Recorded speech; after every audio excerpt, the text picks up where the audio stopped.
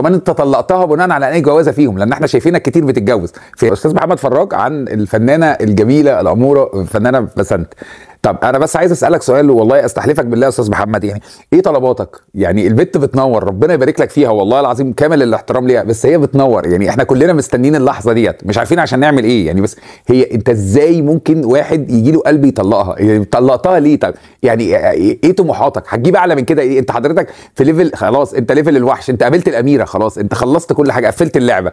انت حضرتك بتطلقها ليه؟ يعني انا والله ما قصدي حاجه، يعني انسى بقى موضوع استاذ تامر حسني، احنا دخلنا عليك يعني، ده استاذ تامر حسني ده القانون ياخد مجراه، احنا ما عندناش مشكله، لكن ديت انت بتطلقها ليه؟ حاسس بايه طيب وانت بتطلقها؟ يعني احنا والله بنصحك، السوق ما فيهوش العينه اللي معاك ديت، ربنا يبارك لك فيها ويزيدك. تاني حاجه، انت متجوزه بتاع 12 مره، يعني انا حاطط البوست بتاع ان انتوا اتجوزتوا بتاع 12 مره، ربنا يبارك لك، وعامل بتاع 12 فرح وبيضه البيضه وفساتين، دي عامله فساتين بتعيشك بقيه عمرك يعني.